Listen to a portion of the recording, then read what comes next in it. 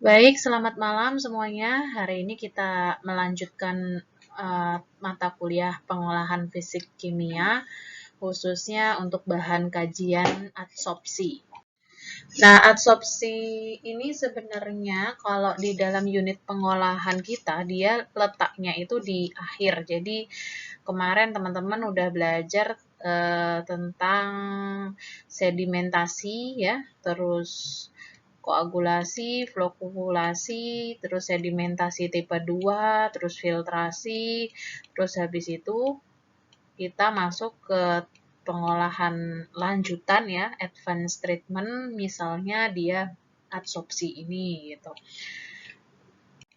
Nah, adsorpsi sendiri ini biasanya digunakan untuk meremoval atau menghilangkan substansi yang terlarut dari larutan ya, menggunakan suatu adsorben yang biasanya ini adsorbennya itu berupa karbon aktif. Mungkin teman-teman sering lihat ya, kalau tukang sate, bakar sate pakai arang. Nah, itu adalah salah satu contoh dari activated carbon, karbon aktif. Nah, di dalam adsorpsi ini terjadi prosesnya itu terjadi perpindahan si molekul apa yang ada di molekul yang terlarut tadi di dalam suatu cairan ya, atau mungkin di dalam suatu gas ya. Intinya dia fluida. Di dalam fluida molekul itu akan mengalami deposisi. Jadi kayak perpindahan tempat gitu yang semula ada di fluida menjadi berada di permukaan. Tentunya permukaan si adsorben ini. Sehingga setelah kita telaah bersama, adsorpsi sendiri ini pengertiannya ya secara harfiah yaitu serangkaian proses yang yang terdiri dari reaksi-reaksi permukaan zat padat. Ya, reaksi-reaksi permukaan zat padat di sini maksudnya adalah adsorben dengan bahan pencemar. Nah, ini tadi molekul-molekul yang ada di fluida ya, yang terlarut di dalam suatu fluida itu yang disebut dengan bahan pencemar dan ini disebut istilahnya adalah adsorbat kalau di dalam proses adsorpsi. Jadi, di dalam proses adsorpsi ada yang diserap dan ada yang menjadi penyerap. Yang menjadi penyerap itu adalah adsorben, jadi tugasnya menyerap polutan. Yang terserap itu adalah polutannya, yaitu adsorbatnya. Nah, berikut ini adalah proses atau mekanisme dari si adsorpsi itu sendiri. Jadi di adsorpsi itu ada adsorben ya. Adsorben itu adalah misal kita menggunakan karbon aktif, berarti ini kalau diperbesar bentuknya ini karbon aktif ya. Ini karbon aktif yang diperbesar gitulah istilahnya. Nah, si karbon aktif ini dinamakan adsorben ini ya. Nah, di adsorben ini dia memiliki pori-pori. Pori-pori di mana pori-porinya ini kalau diperbesar tuh bentuknya kayak saluran gitu ya. Tampak 3 dimensinya. Nah, ini adalah saluran ini adalah pori-pori. Nih ya, pori-pori. Kemudian ketika ada polutan di dalam fluida ya, polutan di dalam fluida itu dinamakan adsorbat. Dan adsorbat ini akan ditarik gitu ya oleh si karbon aktif ini. Ditarik dia sehingga dia bisa masuk ke dalam mengisi si pori-pori ini. Nah, yang masuk teradsorb ya, teradsorb artinya masuk atau teradsorb ini tertarik, terhisap sama aja ya. Dan polutan ini tidak semua bisa ditarik oleh si adsorben ini. Ada pula yang dilepaskan. Kalau yang tidak bisa ditarik, ini namanya adalah adsorptif. Gitu ya. Jadi adsorptif itu polutannya ini ditarik, tapi dihisap ya. Dihisap sama si karbon aktifnya, tapi dia tidak bisa melekat di permukaan adsorben ini. Nah, si polutan itu kan dia punya kekuatan juga ya. Punya kekuatan yang dia ini kuat sehingga dia nggak mau ditarik. Dia maunya melepaskan diri. Ya, gaya tarik ke atasnya lebih kuat gitu loh. Lebih kuat untuk menghindar. Dia nggak suka terikat gitu. Dan di dalam proses adsorpsi itu sendiri ada proses yang namanya absorpsi ya. Jadi selain adsorpsi di sini ada absorpsi. Bedanya apa? Adsorpsi itu dia misalnya ada dua fase. Yang fase satu ini adalah misalnya cairan ya. Fase kedua ini adalah fase padatan, di mana fase padatannya itu adalah adsorbennya ya, dan fase 1 adsorbatnya yang cairan ya, yang cairan air limbah itu misalnya kan. Nah, adsorpsi di sini proses adsorpsi dia hanya menempel pada permukaan si padatan ini, di mana padatan ini adalah karbon aktif. Jadi polutannya hanya nempel di permukaan. Kalau absorpsi, di absorpsi ini dia ada dua fase. Misal fase 1 ini adalah fase si polutannya itu ya, molekul-molekul yang ada di fase cair ya, sama-sama fase cair. Fase 2 ini juga fase cair. Nah, si fase 1 itu kan tadi adalah adsorbat. Adsorbat itu akan masuk ke dalam adsorben sehingga dia mempunyai ikatan kimia. Di dalamnya terjadi proses saling berikatan gitu. Jadi ibaratnya kalau di sini itu yang terjadi adalah proses fisik, di sini yang terjadi adalah proses kimia, bedanya ya. Di dalam proses adsorpsi itu ada adsorpsi fisik dan ada adsorpsi kimia. Nah, lebih detailnya seperti ini ya, bedanya untuk adsorpsi fisik dan adsorpsi kimia. Kalau dari segi reaksi yang terjadi, ini untuk fisik, ini terjadi karena reaksi van der Waals, di mana van der Waals ini ikatan yang terjadi antara adsorbet dan adsorbannya itu sangat lemah dibanding yang adsorpsi kimia. Kalau adsorpsi kimia ini ada ikatan kimia yang terbentuk di dalamnya, sehingga dari segi ikatannya ini lebih kuat dibandingkan dari yang ini. Nah, selanjutnya dari molekul yang teradsorb,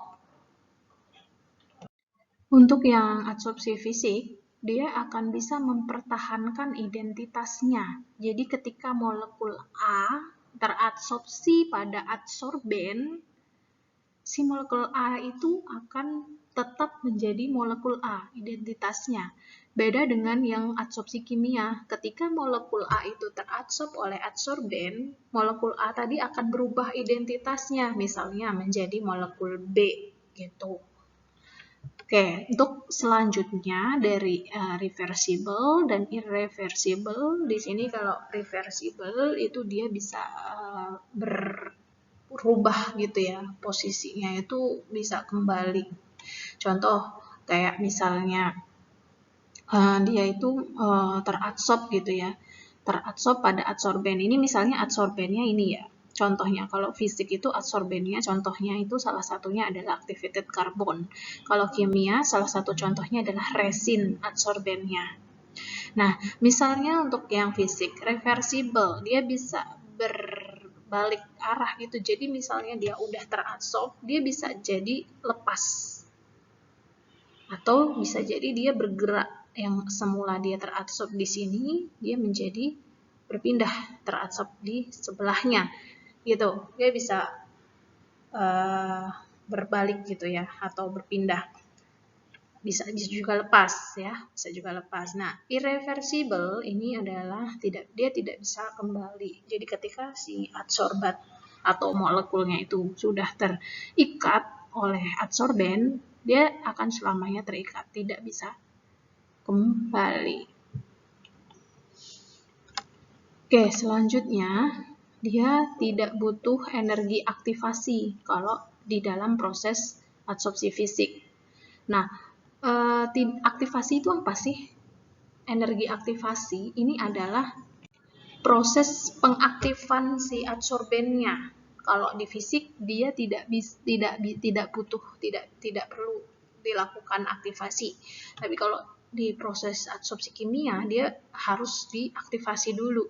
Biasanya aktivasi itu dilakukan dengan pencucian si adsorbennya terlebih dahulu. Dicuci dulu pakai misal asam HCl gitu ya, asam kuat. Terus kemudian setelah dicuci dia akan dilakukan pemanasan. Si adsorbennya setelah dicuci dipanasin pakai suhu yang tinggi. Nah, sehingga pori-porinya itu bisa kebuka gitu. Awalnya dicuci itu fungsinya apa? Dicuci supaya bersih ya. Pori-porinya ini menjadi bersih. Yang awalnya tersumbat oleh molekul lain, pengotor-pengotor lain, setelah dicuci kan menjadi bersih ya. Pengotor-pengotornya kan akan larut dengan si asam tadi. Nah, otomatis kan di dalam setelah dicuci kan masih banyak asam yang melekat gitu kan. Nah, asam-asam yang melekat itu kan setelah pencucian tadi kan dipanaskan pakai suhu yang tinggi sehingga asam-asam tersebut juga menjadi menguap sehingga yang bersisa di sini murni adalah pori-pori si adsorbennya. Itu supaya lebih terbuka lebar gitu supaya bisa mengadsorpsi polutan-polutan yang ada di air limbah tersebut. Gitu ya. Selanjutnya dari lapisan yang terbentuk ini bisa multi-layer. Kalau kimia dia hanya monolayer. Monolayer ini cuma satu lapisan yang terbentuk. Kok bisa gitu? Nah, kalau ini murni kayak misalnya filtrasi kemarin. Filtrasi itu sebenarnya ya salah satu proses yang terjadi di dalam filtrasi itu adalah adsorpsi secara fisik. Ya.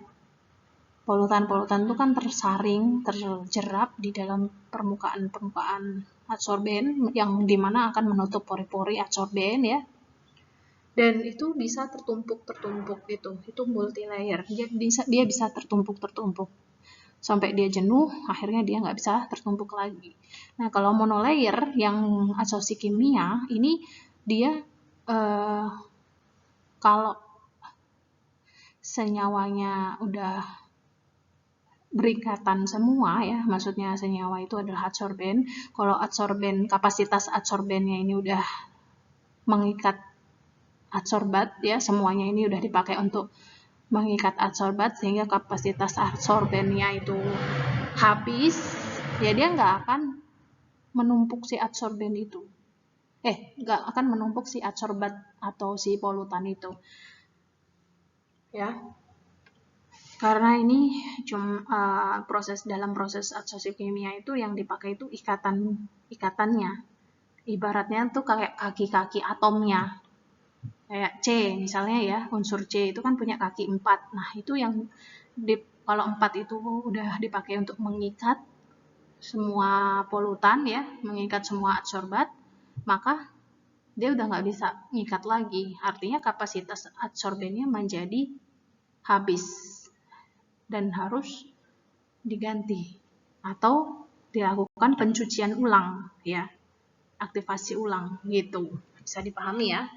Nah, selanjutnya adsorpsi ini, faktor-faktor yang mempengaruhi adsorpsi ini ada 5 ya, di sini diklasifikasikan 5. Ada kelarutan. Dari segi kelarutan ini, ketika kelarutannya, maksudnya kelarutan ini adalah sifat kelarutan si molekul polutan di dalam fluida tersebut gitu ya.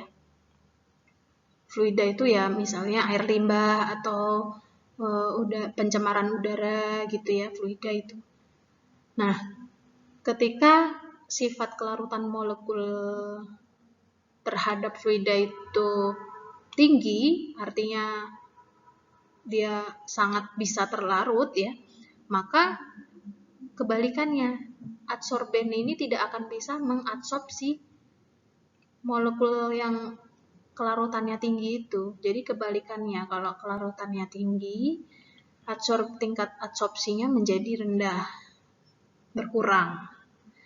Tapi ketika kelarutannya rendah ya, kelarutan rendah tuh artinya kan dia tidak bisa berikatan pada fluidanya ya, dia sifatnya mudah dikoyak. Polutan di dalam fluidanya itu mudah diganggu gitu ya. Diganggu ikatannya dengan fluida itu. Jadi dia selingkuh meninggalkan si fluida dan berikatan dengan si adsorbennya. Oke, gitu ya. Oke, selanjutnya ukuran partikel. Jadi kalau ukuran partikelnya kecil, dia akan lebih mudah untuk teradsorb dibanding ukuran partikel yang lebih besar ya. Untuk suhu ketika suhu ini tinggi, maka proses adsorpsi itu berjalannya lebih rendah. Jadi ketika suhunya panas, ya, suhu fluidanya itu panas, maka yang terjadi dia malah bereaksi satu sama lain antar fluida itu, tidak malah teradsorb pada si adsorbennya. Ya, jadi kebalikannya juga ya suhu ini. pH juga demikian. Ketika pH-nya ini asam, artinya pH itu kecil 1 sampai 5 ya, asam itu ya. pH 1 sampai 5, asam kecil, maka tingkat adsorpsinya menjadi rendah. Karena jika fluida itu asam, maka dia akan saling larut. Antar fluidanya itu malah saling larut dan dia tidak bisa teradsorb. Kebalikannya juga sama dengan yang lain. Itu. Nah, terakhir ini waktu kontak. Jadi waktu kontak antara si adsorbat, ya, adsorbat itu polutan yang ada di fluida itu, dengan adsorben, dengan misal karbon aktif adsorbennya. Ya, waktu kontak itu waktu bertemunya si fluida dengan si adsorben itu. Kalau semakin lama ya berarti tingkat adsorbennya akan semakin tinggi. Nah, kalau ini berbanding lurus gitu. Semakin lama waktu kontak, maka semakin tinggi pula si tingkat adsorpsinya. Bisa dipahami ya. Oke, selanjutnya dalam mempertimbangkan untuk memilih jenis adsorben, kita bisa lihat dari yang pertama bentuknya ya. Kalau misal ini pakai karbon aktif ya, sama aja nanti zeolit atau pakai yang lain itu juga demikian. Dari bentuknya ini nanti dijelaskan ya, mau powder atau serbuk ya, powder itu serbuk atau mau granular, kerikil atau mau yang lain. Terus kapasitas adsorpsi. Kapasitas adsorpsi berarti dilihat dari si adsorbennya itu apakah kapasitas adsorpsinya besar ya. Kapasitas adsorpsi ini dilihat dari pori-pori. Jadi ketika dibesar ya, dia besar. Diperbesar nih pori-pori si adsorbennya ini banyak apa enggak gitu. Kalau banyak dia bagus. Artinya dia bisa mengadsorb banyak kapasitasnya ya gitu. Selanjutnya dari segi laju adsorpsinya, apakah si adsorben ini bisa mengadsorb secara cepat, artinya dia kuat ya, gaya untuk menghisapnya itu kuat, ataukah justru lemah sehingga laju adsorpsinya menjadi kecil. Nah, tentunya kita pengennya yang lajunya itu cepat, kapasitasnya besar.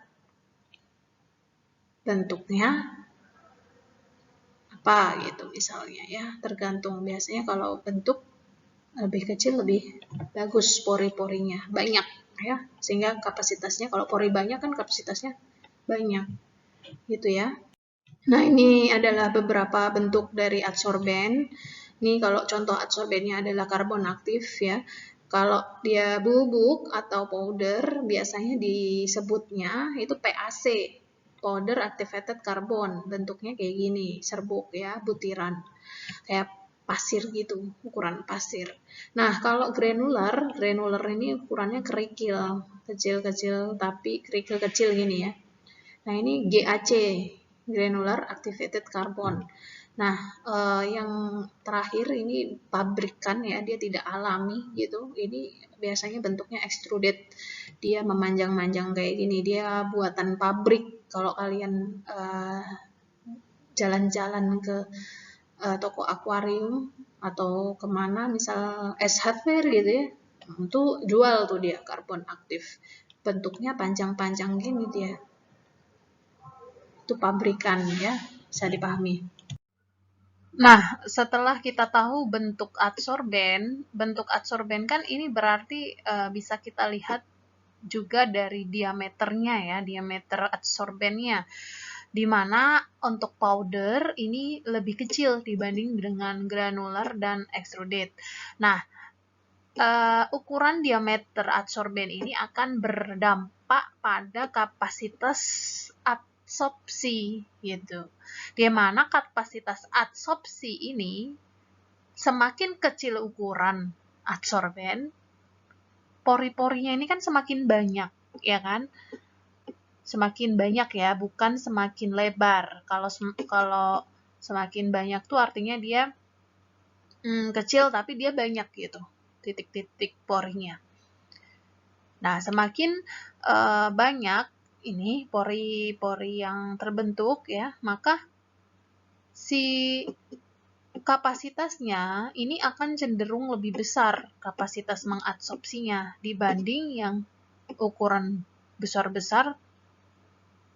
Tapi butirannya ini kan kalau misalnya ini sama ini ya, dibandingkan ini sama ini, butiran adsorpsinya itu kan lebih banyak yang ini kan, karena ukurannya kecil-kecil. Mungkin kalau misalnya nih di dalam satu kotak ini jumlah yang powder, butirannya ini ada 1 juta gitu ya. Di sini butiran ini tentunya kurang dari 1 juta kan. Misal ini diameternya ini adalah 10 kalinya ini, maka ininya nggak mungkin 1 juta, melainkan mungkin si butiran-butiran kerikilnya cuma ada berapa misalnya, kalau 10 kalinya 100.000 gitu ya, cuman ada 100.000. Jadi kapasitas untuk mengadsorpsinya 100.000 butir sama 1 juta butir kan lebih banyak yang 1 juta butir tadi ya. Pori-pori yang terbentuk kan semakin banyak juga gitu. Si polutannya dalam mengalirkan, si fluidanya dalam mengalirkan fluida itu kan berarti ini lebih banyak arahnya tuh jauh lebih banyak ya, menyelubungi si butiran-butiran ini kan semakin banyak. Kalau ini memang kelihatannya pori-pori itu gede-gede, tapi kan interaksi ya, waktu kontak si fluida dengan si butiran ini kan kecil, karena dari segi jumlahnya aja lebih sedikit dibandingkan ini, gitu ya. Oke, selanjutnya kita masuk ke kapasitas adsorpsi. Setelah bentuk adsorben, kita bahas tentang kapasitas adsorpsi. Kapasitas adsorpsi ini kita bisa rumuskan menggunakan beberapa bentuk persamaan atau model matematis, macam-macam untuk merumuskannya ya, kapasitas adsorpsi ini. Salah satu di antaranya itu adalah model matematisnya milik Langmuir. Hubungan atau persamaan dari kapasitas adsorpsi si Langmuir ini seperti ini. Kapasitas adsorpsi dilambangkan X per M.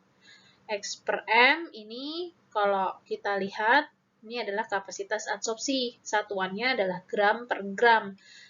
Nah, artinya apa? X per M ini kalau kapasitas adsorpsi berarti artinya si X ini sebagai berat dari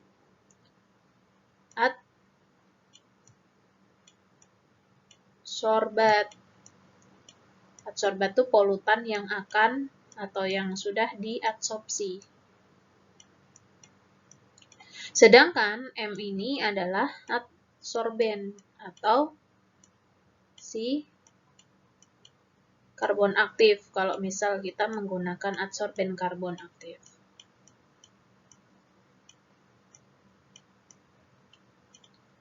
Nah, satuannya ini ya, gram per gram. Selanjutnya, ini kapasitas adsorpsi sama dengan Q per M. Q per M adalah kapasitas adsorpsi maksimum, ya. Kenapa kita nanti perlu mengetahui kapasitas adsorpsi maksimum? Nah, kapasitas adsorpsi maksimum ini perlu diketahui karena sama nih, seperti kemarin pengolahan biologis ya. Mu-max-nya kan harus diketahui. Nah, kalau di sini, kenapa kita harus tahu kapasitas adsorpsi maksimum? Supaya waktu kita dalam mengolah air limbah itu tidak sia-sia. Ya, kapasitas adsorpsi udah mencapai titik maksimum nih. Ya berarti harus dihentikan. Si adsorbennya udah nggak bisa mengadsorpsi adsorbat. Gitu kan, kalau udah mencapai kapasitas maksimum. Dan ini grafik hubungan ya dari persamaan ini, grafik hubungannya seperti ini. Di mana C ini ya, ini C sama C ini konsentrasi ya. Hubungannya seperti ini, konsentrasi X per M-nya kapasitas adsorpsi sebagai sumbu Y ya. Nah, QM-nya sendiri itu ada di sini. Dia udah mencapai maksimum. Nih ya, titik ini udah mencapai maksimum. Udah nggak ada pertambahan ini ya, nilai kapasitasnya udah mencapai maksimum.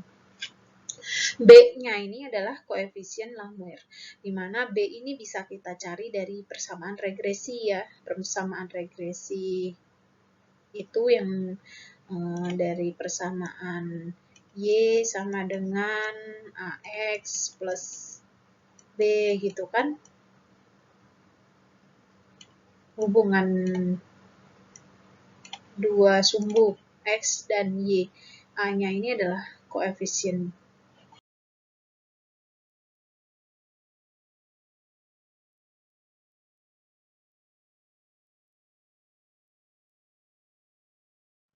Atau supaya nggak bingung, saya rubah persamaannya menjadi bentuk yang seperti ini aja.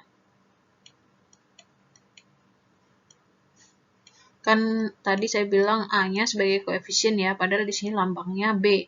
Nanti takutnya kalian bingung, koefisiennya A atau B ya gitu. Jadi pokoknya yang dia sebelahan sama X itu dia menjadi koefisien. Gitu ya. Kita rubah ke persamaan linier. Yang awalnya dia persamaannya seperti ini, dimana kalau persamaan seperti ini tuh grafiknya itu melengkung ya, melengkung seperti ini. Kalau kita rubah ke persamaan linier sederhana kan bentuknya seperti ini. Si grafiknya menjadi seperti ini. Ini ya, kita kalau mau merubah ke persamaan seperti ini, kita bisa lakukan dengan cara membalik gitu ya, membalik ini persamaan ini. Jadi yang bawah menjadi atas, yang atas menjadi bawah. Coba ya, kita tulis persamaannya. Dari ini mau kita rubah menjadi ini. Kita rubah M dengan cara membalik ya, M per X. M per X ini kalau misalnya saya tulis X per M ini saya tulis 1 per X per M. Ini kan dia jadinya sama ya. Kalau bagi itu kan jadi kali itu dibalik, M-nya di atas, X-nya di bawah. Ya, jadi seperti ini ya. Kalau ditulis, kalau misalnya ada rumus lain di sumber lain dia pakai kayak gini, nggak masalah. Atau pakai kayak gini, nggak masalah. Beda, tapi kan sama nilainya. Nah, selanjutnya kita balik juga yang satunya. 1/km. Ini jadi penyebut. Pembilangnya jadi penyebut. BC ya. C ini tadi sebagai sumbu X konsentrasi ya. Ditambah, jadi dipisah ya. Ini sama ini itu dipisah.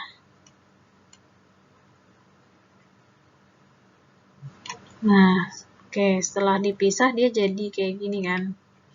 1/kmbc plus BC per km BC, atau BC-nya kita coret. Ya, bentar, ini kita coret jadi 1 ya kan? 1/km ya kan? Karena ini dicoret kan. Jadi 1/km. Nah, ini udah menyerupai nih bentuk persamaan ini ya kan? Y-nya itu yang ini, A-nya itu yang ini ya, B-nya itu yang ini, 1/kmb, dan X-nya itu adalah si C ini. Jadi ketika kurvanya adalah linier, maka yang digunakan bukan X per M sebagai sumbu Y, tapi M per X sebagai sumbu Y. Dan sumbu X-nya bukan lagi C, tapi 1/C. Begitu ya. Lalu B-nya berapa? B-nya itu adalah si slope-nya ini. Jadi B itu sama dengan 1/kmb. Dimana kalau kita pakai persamaan, kalau kita pakai Excel ya, untuk mencari B ini, koefisiennya ini, kita bisa lakukan dengan pertama membuat grafik ya, dari sumbu X dan sumbu Y, kita buat grafik. Jadi kita hitung dulu seperkonsentrasi, terus data-data kita ya, nanti ada contohnya biar lebih mudah. Minggu depan saya kasih contoh studi kasusnya. Jadi kita punya dua data, seper-C sama, ya pertama C ya, C, tapi kan nanti kita bisa menghitung sendiri 1/C-nya berapa. Terus kita juga punya data berapa berat adsorban, berapa berat adsorbat ya. Terus kita buat kurvanya, terus kita klik kanan dan dicentang untuk trend line-nya. Jadi dapat nanti kan persamaan kayak gini. Nah, dapatlah nilai B-nya itu. Jadi si B yang dari Excel tadi itu mewakili yang 1/kmb ini. Bisa dipahami ya. Nanti supaya lebih mudah, minggu depan saya kasih contohnya. Yang ini tadi sama dengan yang ini ya. Jadi untuk ini sumbu Y ini bisa dirubah dengan nilai ini. Jadi bisa sumbu Y-nya bisa dicari dengan, atau data yang digunakan bisa data yang ini ya, terserah mau pakai yang mana, yang ini atau yang ini. Karena baik ini maupun ini nanti kan nilainya sama ya, kalau dihitung. Jadi jangan bingung ya, meskipun ini bentuknya itu Y sama dengan A plus BX, di sini ini kan ada seper-sepernya nih. Berarti kalau kayak gini kan tinggal seperti ini aja. Sama dengan 1/bx ya. Karena ini tadi sebagai bx kan, jadi saya tulis 1/bx aja nggak apa-apa, baru 1/a. Nah, sama aja ya. Jadi jangan bingung. Nah, ini beberapa contoh yang sudah dilakukan atau sudah diteliti oleh para peneliti terdahulu. Ini mencari nilai konstanta Langmuir dan juga mencari QM-nya, kapasitas maksimum adsorbennya ya. Nah, kalian kalau mau membuat paper review, ini jatuhnya nanti bahasan di paper kalian ya. Kalian kalau mau mereview artikel, itu kan misal 10 artikel gitu. Datanya berarti ada 10 nih. Nah, kalau yang ini tuh cuman ada 3. 1, 2, 3. Ini 3 artikel ya. Penulisnya kan beda-beda 3 ini. Jadi, ada gambaran ya kalau disuruh atau ya mungkin nanti tugasnya itu mereview artikel gitu kan. Kayak kemarin pengolahan biologis itu kan disuruh mereview artikel, 10 artikel kalau nggak bisa praktikum. Nah, kalian cari tuh beberapa artikel 10 ya mintanya. Ya, 10 ini dibahas. Ya, kalau ini kata tentang adsorpsi, jadi yang dicari datanya ya, apa itu adsorben yang digunakan, adsorbat yang digunakan, terus konsentrasi awal dari air limbahnya itu, konsentrasi awal itu berarti karena adsorbatnya ini adalah ini, maka konsentrasi awal ini adalah konsentrasinya si senyawa-senyawa ini, gitu.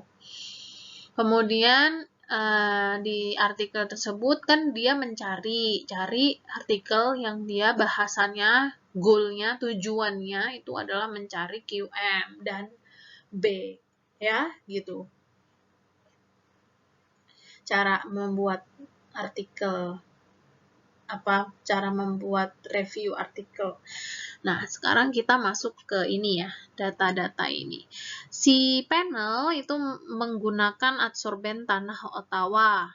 Adsorbatnya ini, konsentrasi awalnya sekian, QM-nya sekian, konstanta Langmuirnya sekian gitu ya. Nah, kalau kita antara artikel ini dengan ini itu nggak bisa dibandingkan ya, karena perlakuannya itu berbeda ya. Ini pakai adsorbennya ini pakai adsorbennya ini. Nah, ya adsorbat pun demikian ya, yang ini pakai ini pakai ini. Yang bisa dibandingkan itu kalau misalnya dia itu sama gitu, cuman perlakuannya berbeda. Jadi semua bahannya itu sama, tapi mungkin konsentrasinya berbeda-beda gitu. Misal atau gramnya ya tadi, gram adsorben, gram adsorbatnya itu beda, tapi jenis adsorben dan adsorbatnya sama. Nah, tadi yang saya bilang kalau kalian mereview artikel itu nggak bisa tuh beda-beda kayak gini. Ya, harus mencari artikel yang sumbernya ini ya, jenis adsorbennya sama. Dan juga adsorbatnya sama. Jadi kalau misalnya nih adsorben yang digunakan adalah kalian menentukan karbon aktif ya, semua harus menggunakan karbon aktif. Nanti adsorbatnya juga sama. Misal dia menghilangkan logam, ya harus menghilangkan logam semua. Logam pun itu juga banyak-banyak jenisnya. Ada Pb, kadmium, lain-lain ya. Atau kalau misalnya adsorbatnya itu senyawa organik juga boleh nilai COD-nya ya. Nilai berapa gram bahan organik yang susah didegradasi kan kalau COD itu. Harus sama kalau membuat atau mereview artikel supaya bisa dibandingkan. Itu gambaran kalian ya kalau ada tugas membuat review artikel cukup berat kayak dulu mahasiswa TL yang sudah lulus ada yang membuat review artikel tugas akhirnya, dan itu karena pandemi ya, jadi diminta untuk mereview artikel aja, tidak penelitian berdasarkan lab atau pengambilan data. Ya, itu sebagai gambaran aja ya, selingan supaya kalian juga tahu bagaimana cara meneliti, bagaimana cara review artikel. Kalau misalnya meneliti kalian bisa membandingkan tadi yang saya bilang, konsentrasi atau berat ya, konsentrasi adsorbat atau berat si adsorben gitu yang digunakan. Bisa dengan cara membedakan itu untuk melakukan penelitian atau praktikum nanti.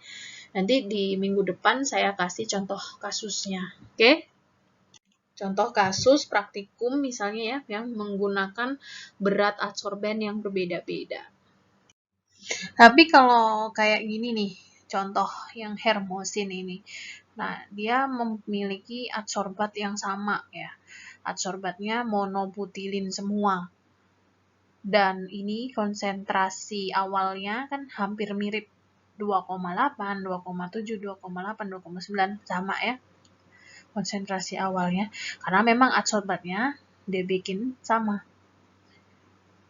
Nah, yang dibedakan sama si hermosin ini saat dia meneliti itu adalah jenisnya, jenis lempungnya, jenis adsorbennya. Jenis adsorbennya dia menggunakan lempung yang jenis lempungnya itu beda-beda. Ada smectite, morilonit, dan lain-lain. Nah, dari hasil penelitian dia didapatkan hasil seperti ini, QM-nya. Di mana kapasitas maksimum terbesar itu adalah lempung jenis morilonit. Nah, artinya di sini dia bisa simpulkan dari hasil penelitian dia, yang terbaik adalah variasi lempung morilonit ini. Sehingga kalau kita mau mengaplikasikan ke skala besar, ya kita bisa pakai lempung jenis ini. Bisa dipahami ya. Jadi kesimpulannya gimana nih? Lebih suka meneliti di lab atau lebih suka mereview artikel? Lebih suka praktikum atau lebih suka mereview artikel? Kalau saya jelas, saya lebih suka praktikum dan juga penelitian di lab dibanding mereview artikel. Karena mereview artikel pusing, banyak yang harus dibaca. Sedangkan kalau melakukan praktikum atau penelitian di laboratorium, itu jelas, variasinya jelas. Kita tentukan ini dan datanya ya kita bisa cari. Ya memang mungkin secara fisik lebih capek praktikum atau penelitian di lab. Tapi secara mental, secara pikiran jauh lebih enak di lab gitu ya. Oke, kuliah kita minggu ini cukup sekian. Minggu depan akan saya lanjutkan sedikit tentang model adsorpsi yang lain ya. Selain Langmuir kan banyak model lain. Mungkin saya akan kasih satu lagi, model Freundlich. Nah, dan juga akan ada contoh studi kasus praktikum dan contoh soal untuk menghitung berapa kapasitas maksimum dan berapa konstanta Langmuir yang harus dicari di dalam contoh soal tersebut gitu ya.